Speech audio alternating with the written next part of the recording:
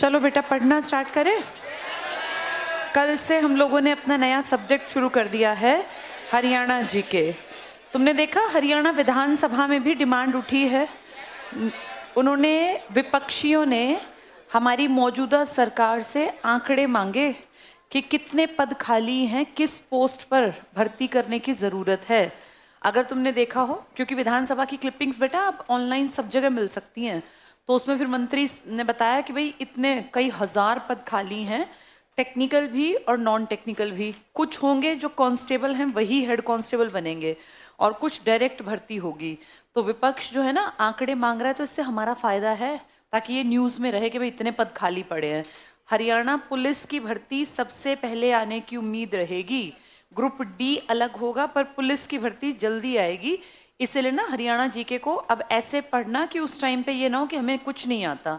उस टाइम सिर्फ हरियाणा का करंट अफेयर्स कराऊंगी जब एग्जाम से 8-10 दिन पहले। अब उससे पहले इस किताब को पूरी करके रख लेंगे। कल हमने शुरू किया था पढ़ना। हरियाणा एक ऐसा राज्य है जिसको बहुत ज़्यादा प्रॉपर्टी का मालिक तो हम नहीं मानते, क्योंकि हम अगर अपने देश में अपना अस्तित्व देखें, 28 राज्यों में से 8 हमसे छोटे हैं। लाइन में खड़े कर दें तो हमें 20वें नंबर पे खड़ा किया जाएगा अगर सिर्फ राज्य की बात करें। लेकिन अगर 8 यूटी भी खड़े करें तो एक इनमें भी हमसे आगे खड़ा होगा। ये है लेह लद्दाख, जो 20वें नंबर पर हम खड़े हैं। इसका मतलब हम कोई बहुत ऐसे एरिया वाले नहीं हैं। हमारे मुकाबले अगर राजस्थान को देखो, यूपी को, मध्य प्रदेश को, तो फिर हमसे बहुत बड़े हैं ये। इनकी सीटें भी हमसे ज़्यादा, आबादी भी हमसे ज़्यादा। हमसे जो 8 छोटे हैं वो हमें पता हो, ताकि हमें आसानी से, बड़े तो सारे ही हैं, 19 क्यों याद करेंगे, अपने से छोटे 8 याद कर लेंगे, उसके बाद सब बड़े। हमारे देश में सबसे छोटा स्टेट है गोवा, तो ऑब्वियस सी बात है हमसे छोटा होगा।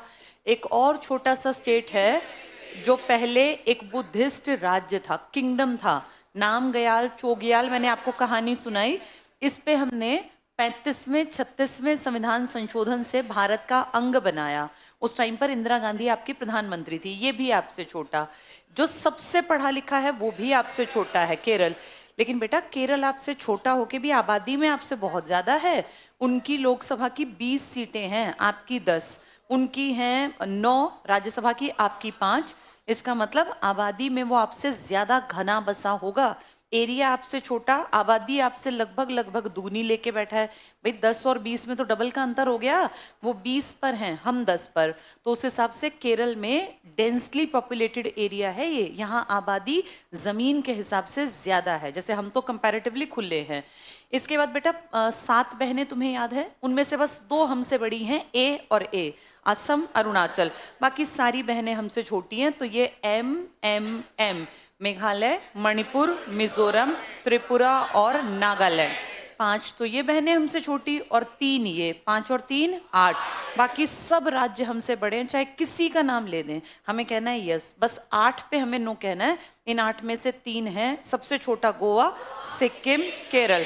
फिर बहनों में से ए हमसे बड़ी हैं, असम, अरुणाचल, मेघालय, मणिपुर, मिजोरम, त्रिपुरा, नागालैंड। ये 8 हमसे छोटे हैं, तो हमारा अपने आप रैंक क्या हो गया, 20वां। लेकिन अगर ये यूटी भी घुसाए कि जी हमें भी लाइन में एडजस्ट करो, तो हमें अपने से आगे खड़ा करना पड़ता है लेह लद्दाख को, क्योंकि लेह लद्दाख का टोटल एरिया 59,000 प्लस वर्ग किलोमीटर है और हम हैं 44,212 वर्ग किलोमीटर। तो हमसे ज्यादा पड़ता है लेह लद्दाख। बाकी अंडमान निकोबार, डी, पुदुचेरी, दिल्ली, चंडीगढ़, ये तो हमारे सामने बहुत छोटे हैं। सिर्फ ये इकलौता, कश्मीर भी हमसे छोटा है जिसकी आबादी ज्यादा है, लेकिन ये इकलौता है जिसका एरिया, जिसकी प्रॉपर्टी हमसे आगे खड़ा होगा लाइन में, ये लेह लद्दाख। तो 8 तो राज्य आसान है याद करने, गोवा, सिक्किम, केरल। 5 बहनें MMMTN, और अगर यूटी आ गए तो हमें अपने से आगे लेह लद्दाख, वो 59,000 प्लस में है। बाकी सब हमारे पीछे हैं। ये बेसिक सी बात समझ में आ गई। हम मैप में हैं कहाँ, हमारा अगर मैप ड्रॉ किया जाए तो भारत के मैप में 4 दिशाएं और 4 ये बाकी दिशाएं। हम बेटा नॉर्थ कहाँ पढ़ते हैं बताना हम एग्जैक्टली। भारत में हम उत्तर पश्चिम की तरफ पढ़ेंगे। तो पहले अपनी डायरेक्शन अगर कोई तुमसे पूछे तो आप पढ़ते हैं उत्तर पश्चिम में। तुम सब जानते हो उत्तर पश्चिम का मतलब इस तरफ की दिशा है ना। आपको हमसे पूछे कि लोकेशन कहाँ है, हरियाणा को मैप में ग्लोब पे कैसे बताओगे कि हरियाणा यहाँ है, तो ग्लोब को बेटा ज्योग्राफी में सर ने बताया होगा, किसी लोकेशन को निकालने के लिए एक जाल बनाया गया है, एक ग्रिड बनाया गया है, ऊपर से नीचे कुछ लाइन है जो ऐसे तरबूज जैसा हमारा देखने में लगता है, और कुछ लाइंस हैं ऐसे जो जिनकी खास बात है वो आपस में मिलती नहीं हैं। जो ऊपर नीचे हैं इनका तो पॉइंट है ना बेटा, एक एंड पॉइंट और एक स्टार्टिंग पॉइंट, लेकिन जो पड़ी रेखाएं हैं इनका तो कहीं मीटिंग पॉइंट हमें दिखा नहीं, क्योंकि ये पैरेलल में है, छोटी बड़ी हैं पर पैरेलल है। इसमें आप कहीं ना कहीं हैं। अब कहाँ हैं आप, तो हम सब जानते हैं, इस बीच वाली लाइन को 0 मान लें, ये 90 डिग्री है, ये भी 90 डिग्री, बीच में इसमें हमने मोटे तौर पर 23.5 डिग्री साउथ, 66.5 डिग्री साउथ, 23.5 उत्तर, 66.5 उत्तर, ये सब जानते हैं। इंडिया के बीचों बीच से गुजरती है ये 23.5 नॉर्थ वाली, जिसे आप कहते हैं कर्क रेखा, सबको पता है इतनी बात।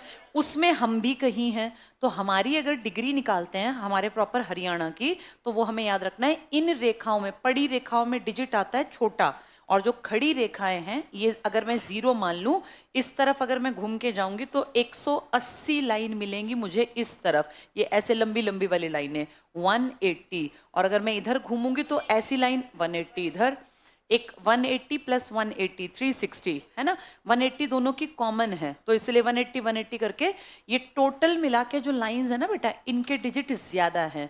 तो जब आपका हरियाणा पूछे कोई कि कहाँ है, तो हमें याद रखना है हम हैं, अगर इन लाइंस की बात करें पड़ी वाली की जिनके डिजिट छोटे हैं, तो हम 27 डिग्री से 30 डिग्री के बीच हैं। 27 से 30 आपके देश के बीचों बीच से गुजरती है 23.5 डिग्री, ऊपर भी तो हिस्सा है 23.5 के आपका, तो आप ऊपर की तरफ हैं, इसलिए आप 27 से 30 डिग्री के मध्य में आते हैं। और जो ये लंबी लाइन है जिनका मीटिंग पॉइंट एंड पॉइंट एक है, वहां आप आते हैं 74 डिग्री से 77 डिग्री के बीच में। तो जो लंबी लाइन है ऊपर से नीचे, उसमें बड़ा डिजिट कर देना, 74 77 है, 3 का अंतर। और जो पड़ी रेखाएं हैं वहां 27 से लेके 30 के बीच में। आपका इंडिया जो है ना, अगर हम बात करें इंडिया को कैसे मापते हो, तो इसके बीच में आप जो इंडिया के बीचों बीच से गुजरती है वो 23.5 डिग्री है। अब क्योंकि आप बीच से ऊपर की तरफ हैं, तो ऊपर डिजिट बढ़ता आ गया, आप 27 पे आ गए।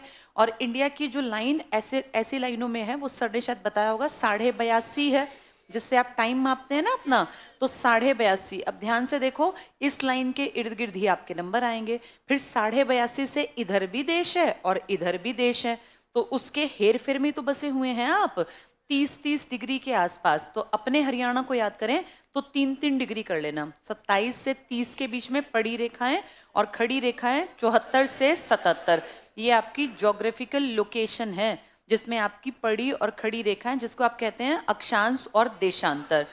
हम ऐसी जगह पे बैठे हैं, ये पूरा मैदानी इलाका है, लेकिन आप सब जानते हैं हमारे यहाँ पहाड़ियाँ भी हैं। कौन कौन सी? और आजकल टॉक ऑफ द टाउन बनी हुई है अरावली की पहाड़ियाँ। अरावली की पहाड़ियों पर आप सबको पता है, सुप्रीम कोर्ट ने एक समिति की रिपोर्ट को देखते हुए बयान दिया है कि कोई भी पहाड़ी अगर 100 मीटर से कम हाइट की है तो उसे पहाड़ी की श्रेणी में इंक्लूड ना करें और उसे काट सकते हैं। पहाड़ियों को कौन काटते हैं बेटा? नॉर्मल आदमी को पहाड़ी काटने की जरूरत नहीं, तुम और मैं क्यों पहाड़ियां काटेंगे, लेकिन ये सब काम करते हैं जिनका काम धंधा है खनन का। आप सब जानते हैं माइनिंग कोई नॉर्मल आदमी नहीं करता, माइनिंग करने वाले लोग अरबपति खरबपति टाइप के होते हैं, और इनके लिंक्स बहुत तगड़े होते हैं बेटा। MP MLA टाइप के जो लोग हैं ना, मेजॉरिटी देखना उन्हीं के पास होता है ये वाली चीजें, ये नॉर्मल आदमी के काम की चीजें नहीं है। किसी पहाड़ को काट कर क्या मिलता है? जितना बिल्डिंग मटेरियल है ना बेटा इस देश में, वो सारे का सारा पहाड़ों को काट कर ही बनाया जा सकता है। आप अपने घर से बजरी और ये जो है ना, जो कंकड़ और ये सब इस्तेमाल होता है कंस्ट्रक्शन मटेरियल, ये आपके घर पे नहीं बन सकता, ये तो आपको पहाड़ काटने ही पड़ेंगे।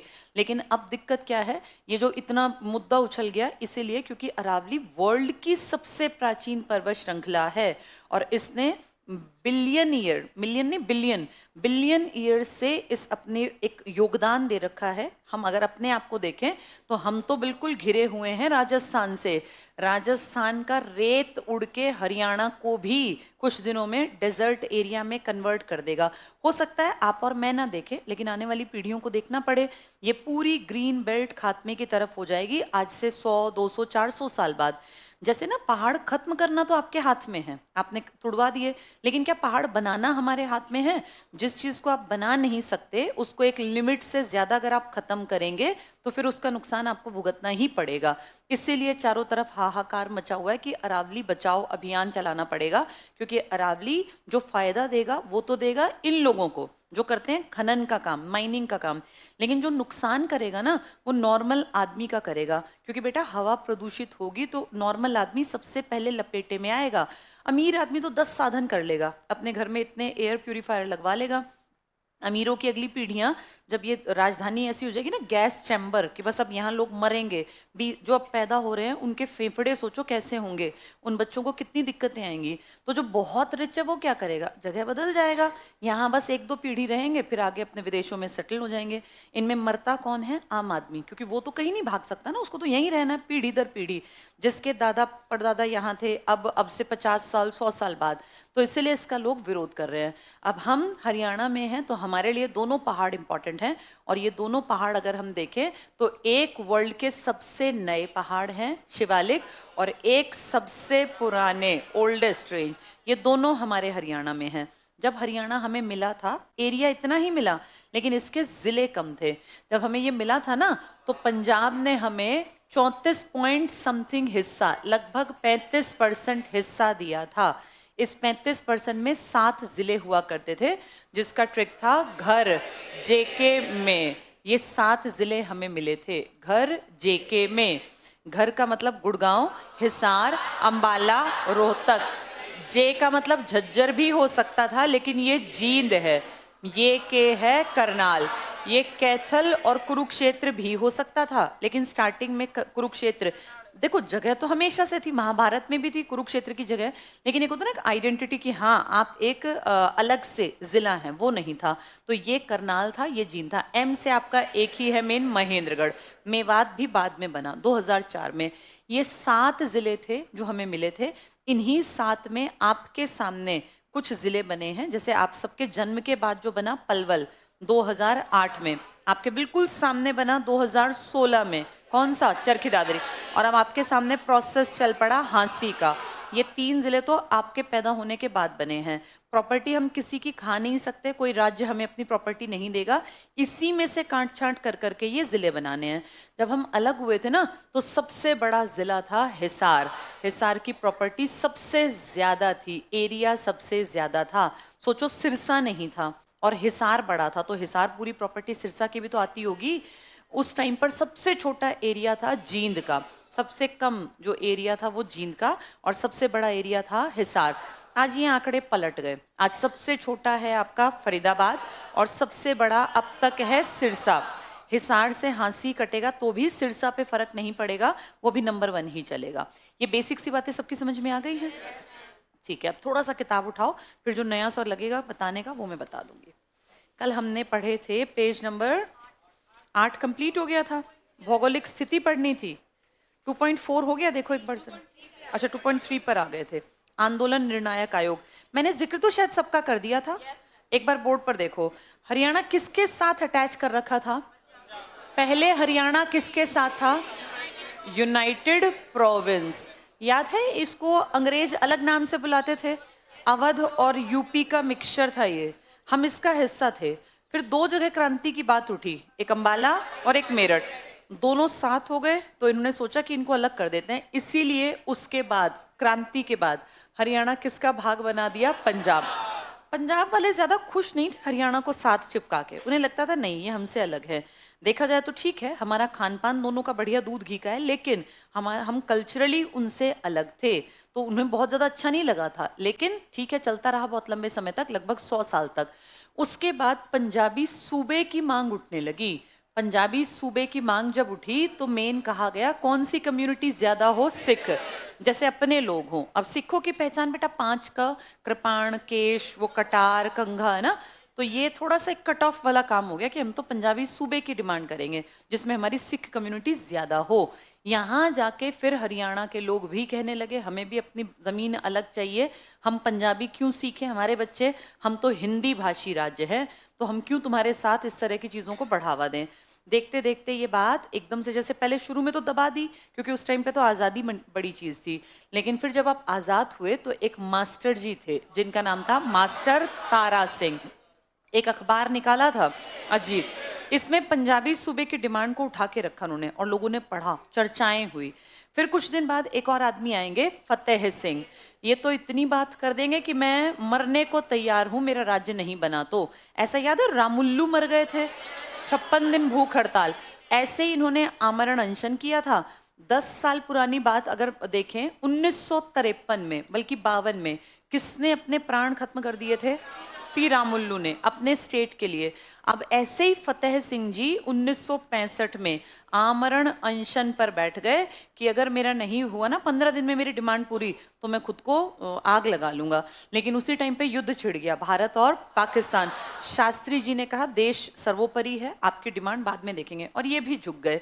इन दोनों ने जो सोचा था वो काम नहीं हुआ। पहले तारा सिंह जी ने कोशिश की, वो फ्लॉप गया, फिर फतेह सिंह ने। अब फिर धीरे धीरे हमें फील हुआ, दिल्ली में जो लोकसभा बैठी थी, तीसरी चल रही थी, और उसमें लोकसभा के अध्यक्ष थे हुकुम सिंह। बेटा पहली बार, सिंह तुम जानते हो, सिख जो कम्युनिटी है उनके नाम में लगता है, तो हुकुम सिंह इस देश के फर्स्ट सिख लोकसभा के अध्यक्ष भी थे। कोई यही पूछ ले कि पहला सिख लोकसभा का अध्यक्ष कौन था, हुकुम सिंह। इनके अंडर एक समिति बनी, संसदीय समिति, जिसने रिकमेंड किया कि भाई सुप्रीम कोर्ट के जजेस को बुला के और काम सौंप दो, नहीं तो कलेश फिर तुम्हारे हाथ से बाहर निकल जाएगी बात। और हुकुम सिंह के कहने पर 3 लोगों को बुलाया गया, जेसी शाह, फिलिप और एक का नाम क्या था, एस दत्त, संजय दत्त टाइप नाम याद कर लो, एस दत्त। सुप्रीम कोर्ट से जब ये 3 लोग आए, इन तीनों ने पूरा 1.5 महीना लगभग लगाया और 1.5 महीने में अपनी रिपोर्ट दे दी शाह कमीशन की राष्ट्रपति के पास। 1966 में आए थे बेटा ये, और अप्रैल में आए थे, 23 अप्रैल को। 31 मई को इनकी रिपोर्ट फाइनल होके राष्ट्रपति के टेबल पर थी।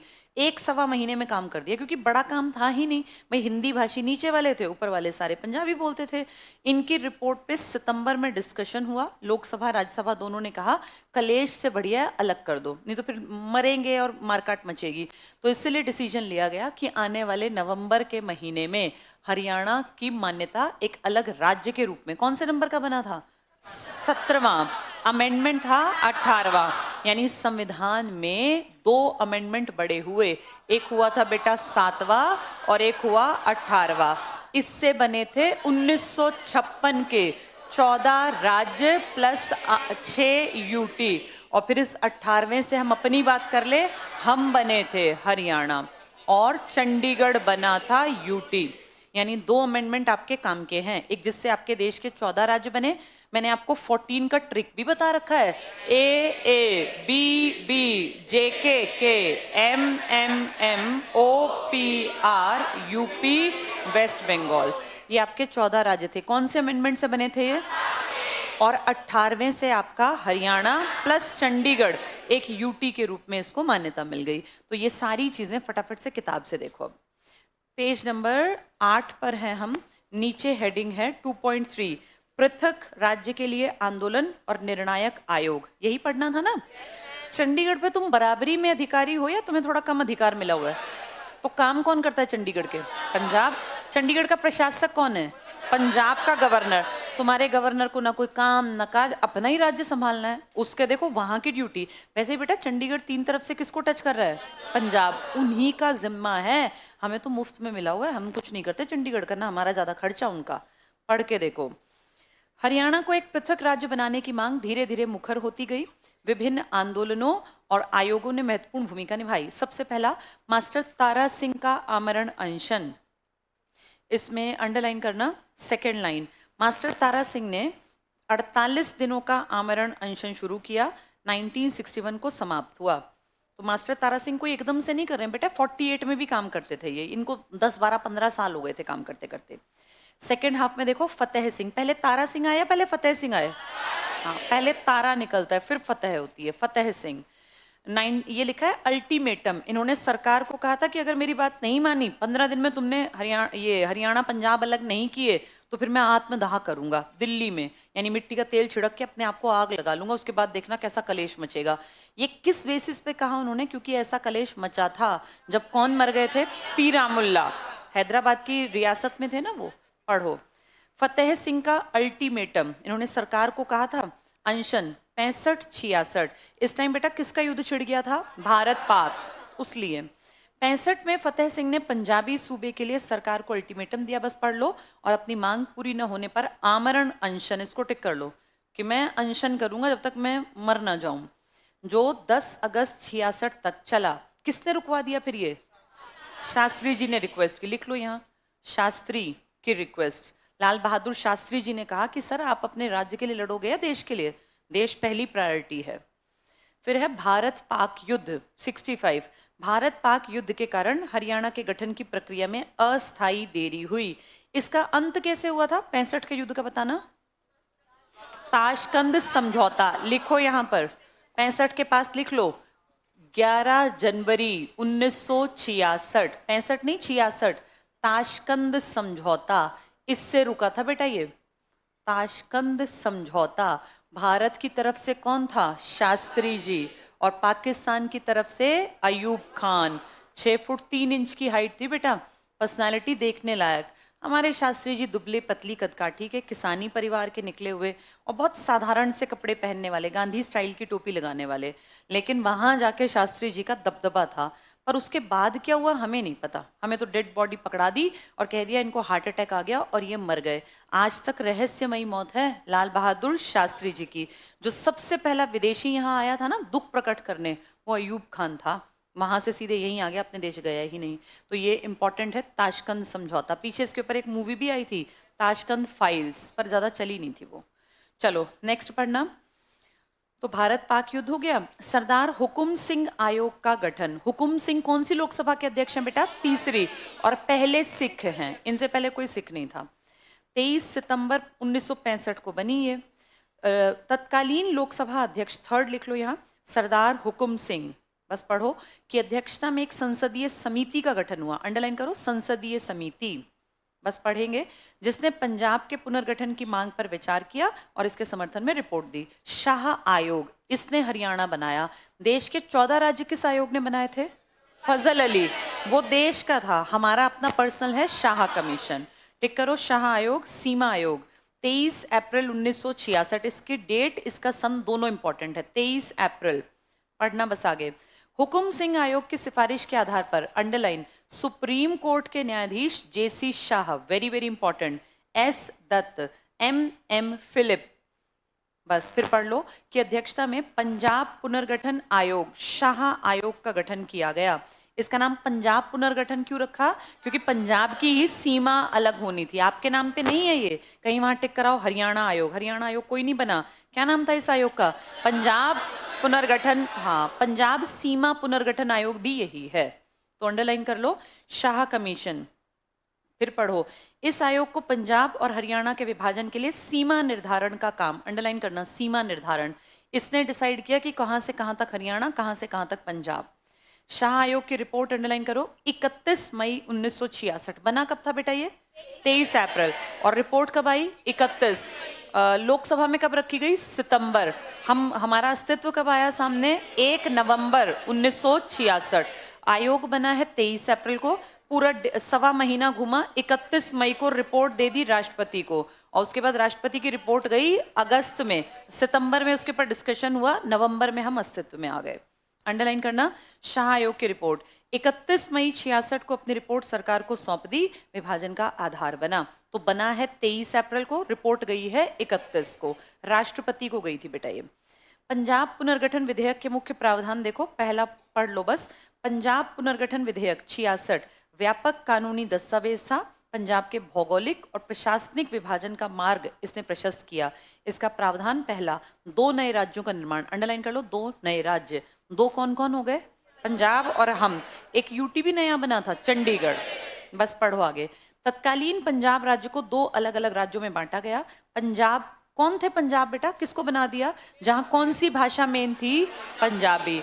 और हमारी बेल्ट में क्या थी मेन? हिंदी। हम किस भाषा को पढ़ा के खुश नहीं थे? पंजाबी।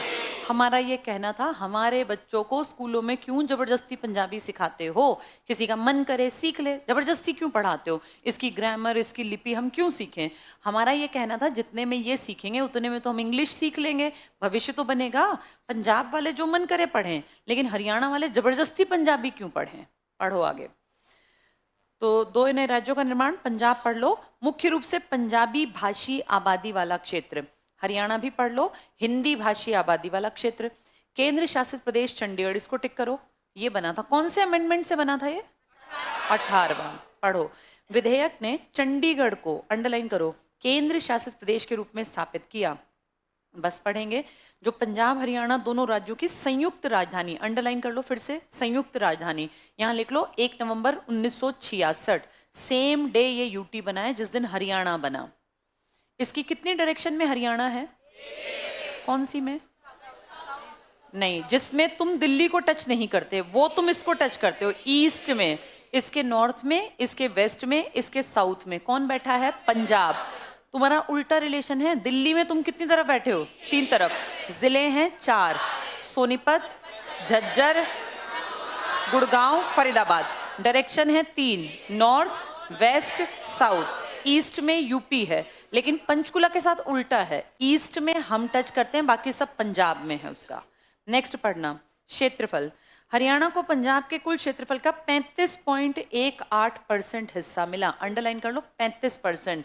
तो बड़ा हिस्सा किसके पास रह गया? पंजाब। बड़ी आबादी भी पंजाब के पास है, बड़ी सीटें भी पंजाब के पास हैं। तुम्हारे पास कितनी है लोकसभा की? 10, उनके पास 13। तुम्हारे पास राज्यसभा की 5, उनके पास 7। उनका एरिया तुमसे बड़ा। आगे पढ़ो। वित्तीय और प्रशासनिक विभाजन सिर्फ पढ़ लो। दोनों राज्यों के बीच संपत्तियों, देनदारियों, किसको क्या लेना है, राजस्व, पैसा, सरकारी कर्मचारी और अन्य प्रशासनिक संसाधनों के विभाजन से संबंधित प्रावधान किए गए। बेटा जब बढ़ता है तो बहुत दिक्कत आती है, क्योंकि एकदम से सब कुछ अलग नहीं होता। अब जैसे हांसी अलग होगा हिसार से, तो सोचो अभी तो सारी फाइलें क्या हैं? साझे की। भाई हिसार की तो फाइल है, अब उसमें सब कुछ अलग करना। टैक्स का डिपार्टमेंट अलग होगा, डीसी बैठेगा, जिले में तो डीसी आएगा, फिर एसपी आएगा, आईपीएस अधिकारी, कितनी सारी चीजें अपनी पर्सनल होंगी। तो ये एक दिन की कहानी नहीं होती, इसमें फिर बहुत सारी चीजें देखनी पड़ती हैं, वरना तो कलेश छिड़ जाएगा।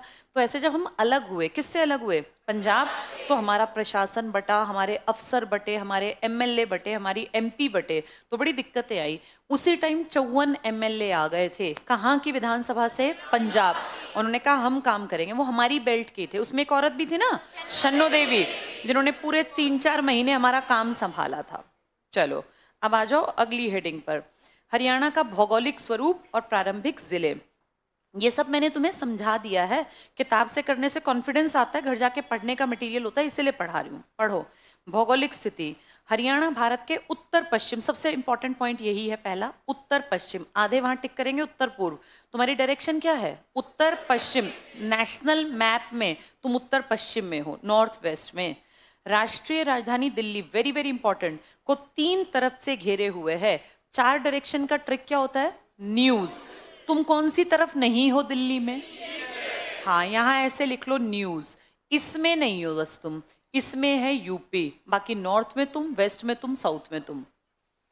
ये बहुत बहुत इंपॉर्टेंट क्वेश्चन है जो ये लाइन लिखी है। दिल्ली को 3 तरफ से घिरे, यहाँ न्यूज लिख लो, ई पे गोला लगा के काटा कर दो। ई में तुम नहीं हो, ईस्ट में, बाकी नॉर्थ में, वेस्ट में, साउथ में तुम हो। कितने जिले हैं तुम्हारे? 4। लिखो यहाँ नीचे 4 जिले, इसी लाइन में लिख लो 4 जिले जो दिल्ली को घेरते हैं। सोनीपत, एसएनपी लिखो शॉर्ट में, सोनीपत, फिर झज्जर, फिर गुरुग्राम, और सबसे नीचे फरीदाबाद। 4 जिले लिख लो अपने जो दिल्ली को घेर के बैठे हो तुम 3 डायरेक्शंस में, नॉर्थ में तुम, वेस्ट में और साउथ में। किस डायरेक्शन में तुम नहीं हो? ईस्ट। पंचकुला के साथ क्या रिश्ता है? ईस्ट में है हम, बाकी नॉर्थ, साउथ और वेस्ट में सब पंजाब है। क्या बेटा? अच्छा मैंने पंचकुला बोल दिया, ठीक है, तुम समझ गए ना। ऐसा हो सकता है कि क्योंकि वो कोई जबान पे रटी चीज नहीं है बेटा। चलो हाँ समझ गए। 4 जिले लिख लिए, सोनीपत, झज्जर, गुड़गांव, फरीदाबाद। किन दो का डेवलपमेंट बढ़िया हो गया? बहुत रुपया छापते हैं दोनों। कितना देते हैं टैक्स का? 50%।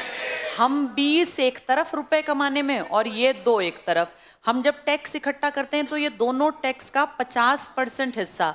टैक्स कौन देता है बेटा? जो जो कमाता है, जिसके पास पैसे हैं। इसका मतलब सबसे ज्यादा कमाऊ लोग किन दो राज्यों, किन दो जिलों में हैं? गुड़गांव और फरीदाबाद में। ये तो आपकी औद्योगिक नगरी है ही। आपने आजादी के तुरंत बाद यही तो उद्योग धंधे, हैवी इंडस्ट्रीज आपकी, जेसीबी और ट्रैक्टर और पता नहीं क्या क्या। गुड़गांव में भी तुम देखो मारुति का कितना बड़ा कामकाज है। मारुति के 2 प्लांट लगे हुए हैं, गुड़गांव और मानेसर। लेकिन अब हम जानते हैं उस तरफ से ध्यान, सोनीपत। सोनीपत के खरखौदा में 900 एकड़ का प्लांट लग रहा है। कितना सारा काम स्पीड से हो भी गया। चलो अब आ जाओ अगले पेज पर।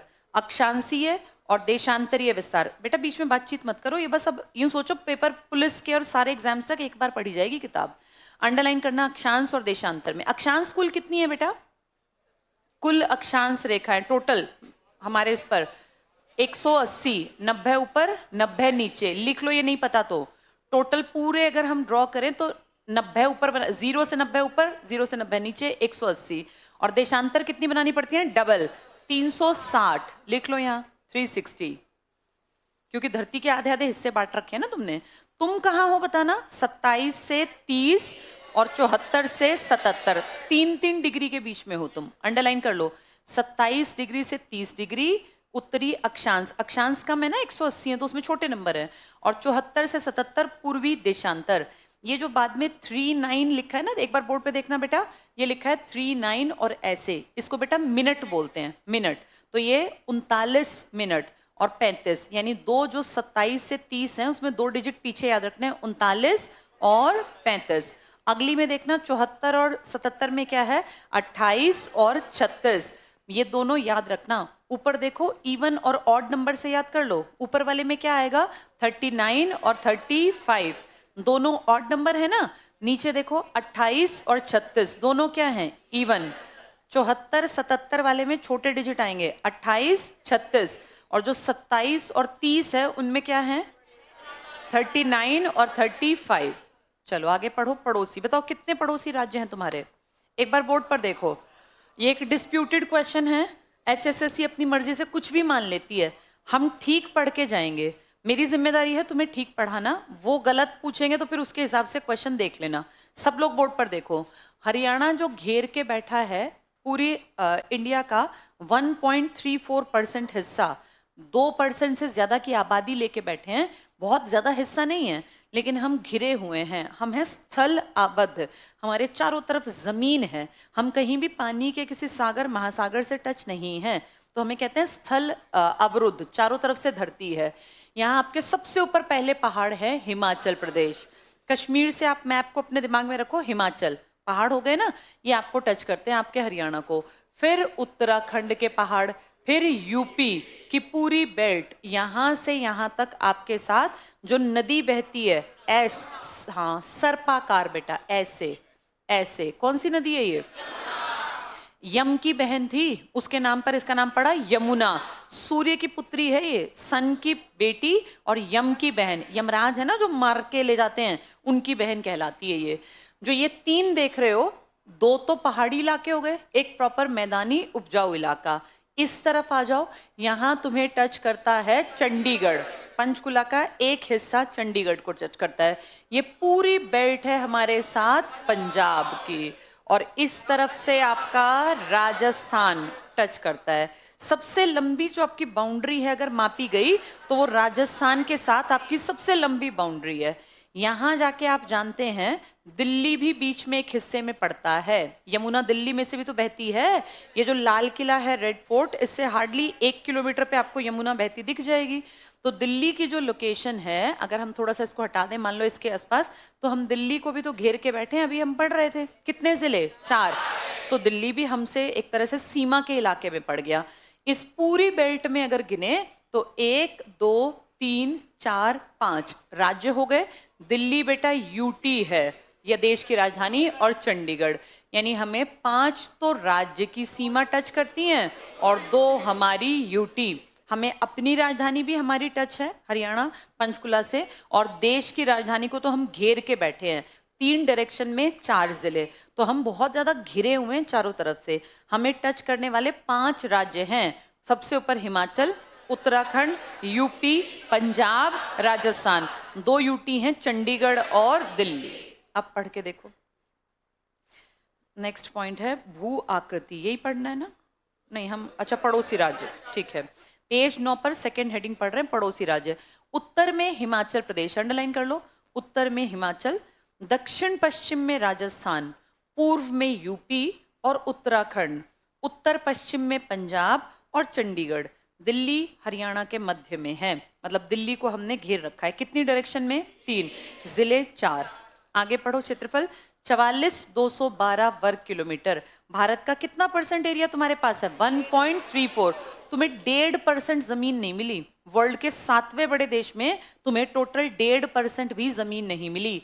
इस 1.5% से कम जमीन पर हम 2%, 2.09% की आबादी लेके बैठे हैं और बहुत पैसा कमा के देते हैं। तभी वर्ल्ड के सबसे बड़े जो हेडक्वार्टर्स हैं बड़ी बड़ी कंपनियों के, वो हमारे गुड़गांव में हैं। आबादी में हम ज्यादा नहीं हैं, 2%, 2.09।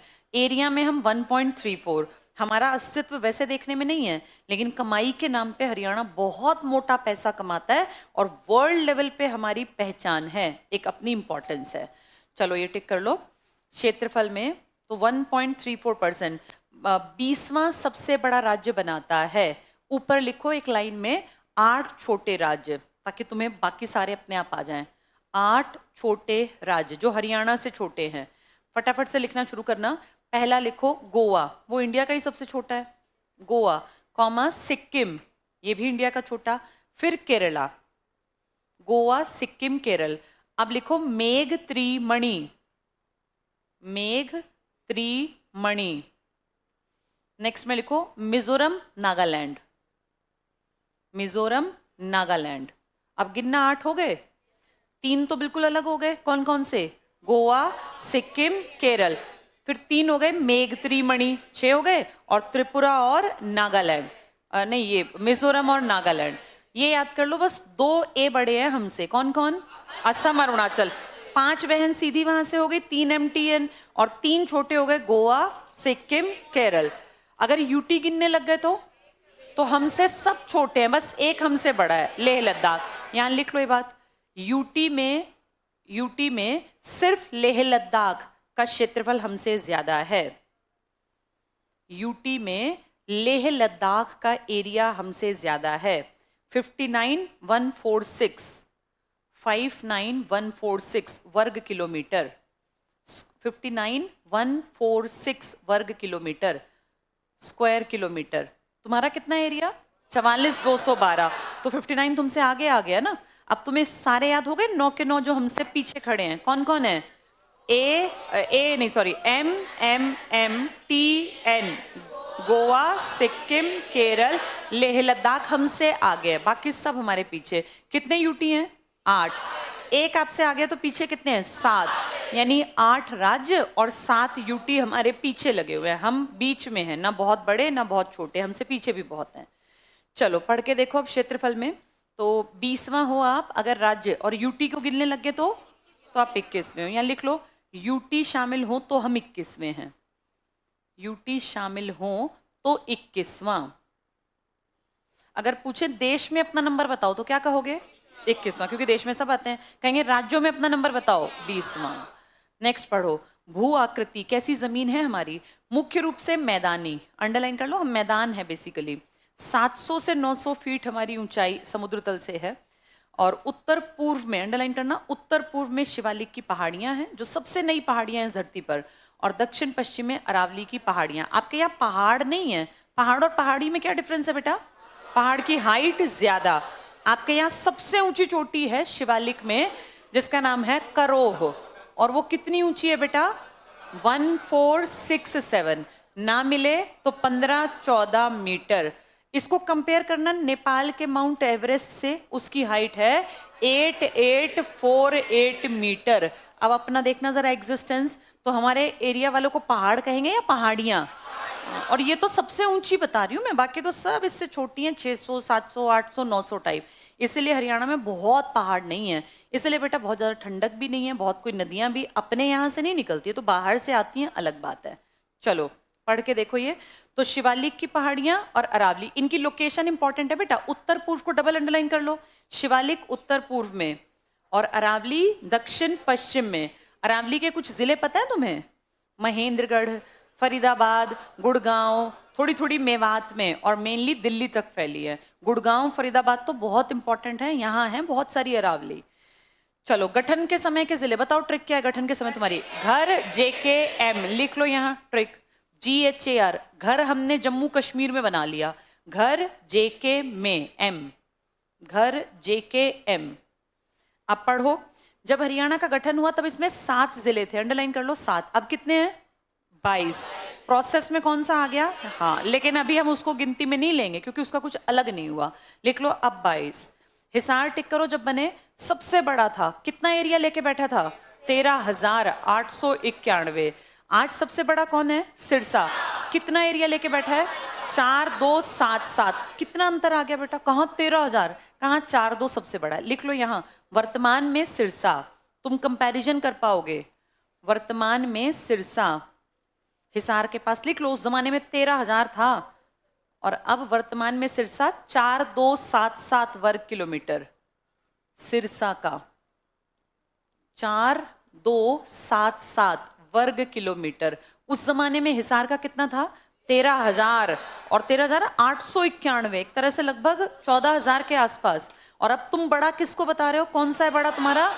4200 वाला। कहाँ 14,000, कहाँ 4200 बेटा, कितना अंतर आ गया? तब वो सबसे बड़ा था। जींद टिक करो, सबसे छोटा था 2702 वर्ग किलोमीटर।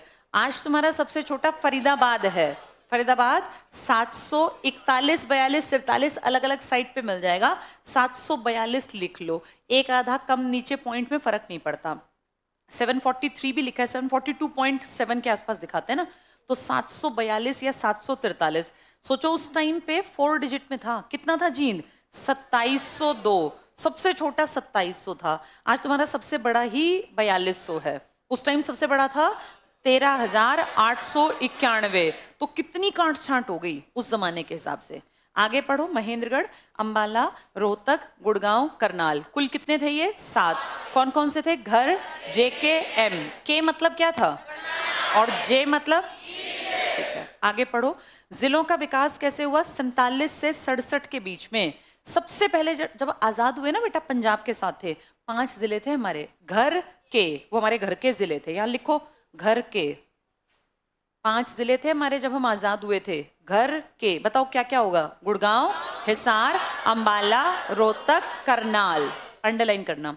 47 में स्वतंत्रता के समय हरियाणा में 5 जिले थे, गुड़गांव, अंबाला, करनाल, रोहतक, हिसार, घर के, हमारे घर के जिले थे 47 में।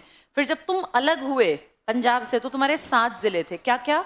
घर JKM। और जब तुम आजाद हुए तब तुम्हारे पास क्या था? घर के, हमारे घर के जिले थे, कितने जिले थे? 5। अलग हुए तो हमने घर JK में बना लिया। आगे टिक करना, 1948 में आजादी के बाद महेंद्रगढ़ तुमने 6ठा जिला बनाया, घर के अंदर महेंद्रगढ़ बनाया। फिर 66 में जींद तुम्हारा 7वां जिला बना। 67 में जींद और सफीदों को जींद की तहसील बनाया गया। वर्तमान स्थिति में हरियाणा में 22 जिले हैं। और कौन सा प्रोसेस में आ गया? हांसी, अभी गिनती में नहीं है, बस घोषणा के बाद कई महीने लगते हैं बेटा, अभी भी तो तुम देखोगे 26 भी लगेगा आधा।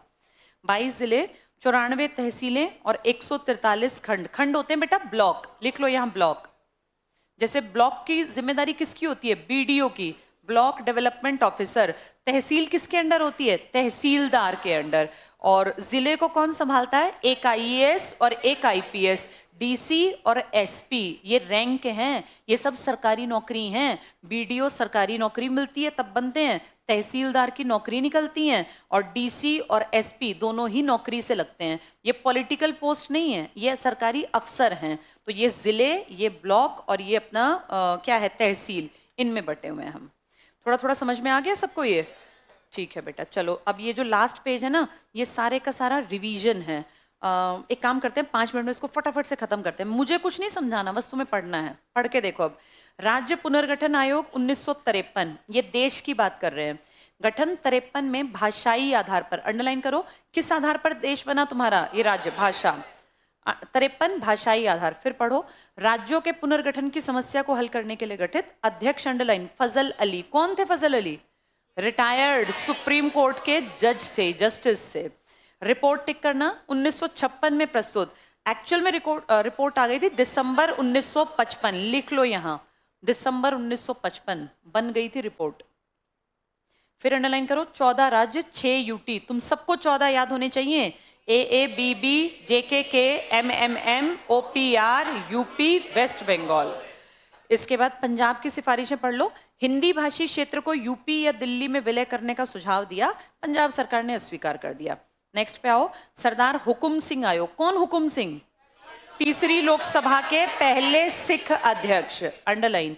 23 सितंबर 65, सरदार हुकुम सिंह, लिख लो, फर्स्ट सिख अध्यक्ष थे, थर्ड लोकसभा के, फर्स्ट सिख अध्यक्ष, थर्ड लोकसभा। एक संसदीय समिति का गठन, आगे पढ़ो, उद्देश्य सिर्फ पढ़ लो, पंजाब के पुनर्गठन की मांग पर गंभीरता से विचार करना। सिफारिश, पंजाब के भाषाई पुनर्गठन, पंजाबी सूबे के गठन का समर्थन किया। शाह आयोग पे आ जाओ, कितने आदमी आए थे? 3। क्या डेट थी जब आए थे? 23 अप्रैल। रिपोर्ट बना के गए 31 मई को, किसको पकड़ाई? राष्ट्रपति को। पढ़ो, शाह आयोग 66, गठन सरदार हुकुम सिंह आयोग की सिफारिश के बाद, पहले सिफारिश हुई थी दिल्ली से इनकी हुकुम सिंह जी की। 23 अप्रैल अंडरलाइन कर लो, 66 शाह आयोग, सीमा आयोग का गठन। ये पंजाब सीमा पुनर्गठन आयोग है या हरियाणा सीमा? पंजाब सीमा, हमारा नाम नहीं था इसमें। नेक्स्ट पढ़ना, सदस्य सुप्रीम कोर्ट के न्यायाधीश बैठे थे इसमें 3, अंडरलाइन करो, JC शाह ये अध्यक्ष थे, S दत्त, MM फिलिप्स। काम पढ़ लो, पंजाब और प्रस्तावित हरियाणा राज्य के बीच की सीमाओं का निर्धारण। रिपोर्ट अंडरलाइन करो, 31 मई 66, विस्तृत रिपोर्ट सरकार को सौंपी, पंजाब पुनर्गठन विधेयक का आधार तैयार। हरियाणा का नाम कहीं आ नहीं रहा है, पुनर्गठन वाले आयोग का नाम पंजाब है। मास्टर तारा सिंह टिक करो, 60 से 61, पहले तारा या पहले फतेह है? पहले तारा निकला फिर फतेह हुई, अंडरलाइन करना। सिख नेता मास्टर तारा सिंह, बस पढ़ो, अलग पंजाबी भाषी राज्य की मांग के लिए नवंबर 1960, अंडरलाइन, नवंबर 1960 को आमरण अनशन 48 दिन तक चला। कितने दिन भूखे रहे? 48। 5-7 दिन और खिंच जाता तो शायद चले ही जाते, निकल लेते, जैसे 56 दिन में वो चले गए थे ना। कौन? फिर कितना कलेश हुआ था बेटा, हम बच गए कलेश से। अंडरलाइन करो, 48 दिन। जनवरी 61 को समाप्त। तुम्हारे PM कौन थे 60-61 में? नेहरू, यहाँ लिख लो नेहरू। नेहरू के टाइम ही रामुल्ला मरे थे जब कलेश हो गया था। नेहरू PM। फतेह सिंह पर आओ, 65-66। अब PM बदल जाएगा तुम्हारा, कौन रिक्वेस्ट करेगा? सर मत करो ये, शास्त्री जी। पढ़ो, मास्टर तारा सिंह के बाद संत फतेह सिंह ने पंजाबी सूबे की मांग को लेकर सरकार को अल्टीमेटम दिया। इन्होंने सरकार को सीधे कह दिया, मैं मरूंगा अगर राज्य नहीं बना। 65 के अंत में आमरण अनशन की घोषणा 10 अगस्त 66 तक चला। भारत पाक युद्ध 65 पढ़ लो। 65 के भारत पाक युद्ध के ने तात्कालिक रूप से पंजाब के पुनर्गठन की प्रक्रिया को धीमा कर दिया, क्योंकि किसने कह दिया कि सर अभी मत करो ये, और ये मान गए। मानना भी चाहिए, देश पे मुसीबत आए तो फिर सब एक हो जाएं। आगे पढ़ना, युद्ध समाप्त होने के बाद सरदार हुकुम सिंह आयोग और शाह आयोग की सिफारिशों के आधार पर हरियाणा के गठन की प्रक्रिया फिर से तीव्र गति से आगे बढ़ी। विधेयक की पृष्ठभूमि पढ़ लो। पृष्ठभूमि में हरियाणा को पृथक राज्य बनाने की मांग दशकों से चली आ रही थी। विभिन्न आयोगों, नेताओं के प्रयासों और आंदोलन ने बल दिया। अंडरलाइन करो, सच्चर फॉर्मूला, डेट बोलो। 1 अक्टूबर, गांधी के बर्थडे से एक दिन पहले, 1949, यहां लिखो 1 अक्टूबर, बहुत इंपॉर्टेंट है ये, पेपर में 2 अक्टूबर टिक करते हैं कुछ लोग। 1 अक्टूबर 1949। कौन था ये सच्चर? भीमसेन सच्चर, CM थे पंजाब के। पढ़ो, क्षेत्रीय फॉर्मूला जैसे पिछले प्रयास असफल रहे। मास्टर तारा सिंह, अंडरलाइन कर लो, तारा सिंह, फतेह सिंह जैसे सिख नेताओं के आमरण अनशनों ने भी सरकार पर दबाव बढ़ाया। राज्य पुनर्गठन आयोग 53-56, किसकी बात कर रहे हैं ये? फजल अली की, लिख लो फजल अली। 53-56 का मतलब फजल अली आयोग। भाषाई आधार, बस पढ़ो। राज्यों के पुनर्गठन की आवश्यकता को रेखांकित किया 23 सितंबर। अब हमारा नाम आएगा, कौन थे वो सिख अध्यक्ष? हुकुम सिंह, अंडरलाइन करना। 23 सितंबर 1965 सरदार हुकुम सिंह आयोग, ये बेटा समिति थी, संसदीय समिति, बस पढ़ लो। पंजाब के भाषाई पुनर्गठन का समर्थन किया हुकुम सिंह की सिफारिशों के आधार पर 23 अप्रैल, वेरी वेरी इंपॉर्टेंट, अंडरलाइन, 23 अप्रैल 66 को शाह आयोग, सीमा आयोग, क्या नाम था इस सीमा आयोग का? पंजाब पुनर्गठन सीमा आयोग, बस पढ़ो, जिसने पंजाब और प्रस्तावित हरियाणा राज्य के बीच सीमाओं का निर्धारण किया, अंडरलाइन। 31 मई 66 रिपोर्ट प्रस्तुत। इस रिपोर्ट ने ही पंजाब के विभाजन के लिए ठोस आधार दिया। विधेयक का पारित होना, सेकेंड लाइन टिक करना, 1966 भारतीय संसद में प्रस्तुत किया गया। ऐतिहासिक विधेयक 18 सितंबर, वेरी इंपॉर्टेंट, सितंबर 66 संसद द्वारा पारित। संसद ने कब पारित किया? सितंबर। और फिर कब बना ये? नवंबर। कब आए थे वो लोग यहाँ? 23 अप्रैल। रिपोर्ट कब दी? 31 मई। कहाँ रखी गई रिपोर्ट? लोकसभा, राज्यसभा। किसने रखवाई? राष्ट्रपति। उस रिपोर्ट पे डिस्कशन कब हुआ? सितंबर। सिग्नेचर हो गए, नवंबर में बन गया। आगे पढ़ना, हरियाणा का भौगोलिक परिचय, ये तो तुम्हें आता ही है। हरियाणा भारत के उत्तर पश्चिम, फिर से अंडरलाइन कर लो, उत्तर पश्चिम, नेक्स्ट लाइन टिक करना, दिल्ली को 3 तरफ से घेरे हुए है। राष्ट्रीय राजधानी एनसीआर का अभिन्न अंग है। कुल क्षेत्रफल टिक कर लो 44,212 वर्ग किलोमीटर। नेक्स्ट लाइन में टिक करना, भारत का 1.34% है हम। नेक्स्ट लाइन, 20वां सबसे बड़ा। ये रिवीजन हो रही है, बस ये सब मैंने पढ़ा दिया। तुमसे छोटे 8 के नाम बोल दो। MMMTN, गोवा, सिक्किम, केरल, ठीक है। अगला देखो, भू आकृति, अंडरलाइन करो, मैदानी राज्य, औसत ऊंचाई समुद्र तल से 700 से 900। स्थलाकृति पूरी तरह एकसार नहीं है, ऊंचा नीचा है। उत्तर पूर्व में टिक करो, शिवालिक की पहाड़ियां। चोटी का नाम क्या था वो ऊंची का? करोह, लिख लो यहाँ, करोह। दोनों डिजिट लिख लो, 15-14 मीटर ऑब्लिक 1467 मीटर, या तो 15-14 मीटर या 1467। नेक्स्ट पढ़ो, दक्षिण पश्चिम में कौन सी पहाड़ियां? अरावली। इसकी सबसे ऊंची चोटी ढोसी, ढोसी लिख लो, ढोसी। महेंद्रगढ़ में है बेटा ये, और 652 मीटर। तुम सोचो, अरावली को कह रहे हैं 100 मीटर से नीचे सारी खत्म कर दो। सबसे ऊंची की हाइट कितनी है? 652। तो बाकी तो बेटा मैक्सिमम कह रहे हैं 90% से ज्यादा तो 100 से नीचे ही हैं। छोटी छोटी पहाड़ियां हैं, ये 100 मीटर की पहाड़ी है नहीं ये सबसे ऊंची 652 की है, ढोसी। कुलताजपुर गांव में पड़ती है, महेंद्रगढ़ में। नेक्स्ट पे आओ, भौगोलिक और अक्षांशीय विस्तार देखो। अक्षांश में कितने से कितने के बीच हो? 27 से 30। दोनों डिजिट बोलो पीछे वाले, 39, 35। अगला देखो देशांतर, 74 से 77। डिजिट बोलो, 28 और 36।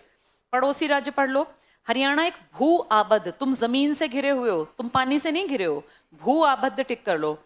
फिर पढ़ो किस किस से लगती है सीमा। उत्तर में हिमाचल, दक्षिण पश्चिम में राजस्थान, पूर्व में यूपी उत्तराखंड, उत्तर पश्चिम में पंजाब और यूटी चंडीगढ़, मध्य में दिल्ली हरियाणा द्वारा पूरी तरह से घिरी हुई। बस एक तरफ नहीं है, कौन सी तरफ? हाँ लिख लो, ईस्ट में नहीं। क्या तुम्हें अब सारा समझ में आ गया बेटा ये? हाँ चलो, बस ये रिवीजन कल 1 मिनट भी नहीं लगेगा, पूरे का रिवीजन है। फर्स्ट टॉपिक हमारा कंप्लीट हुआ। अब इसको कल सेकेंड टॉपिक को शुरू करेंगे।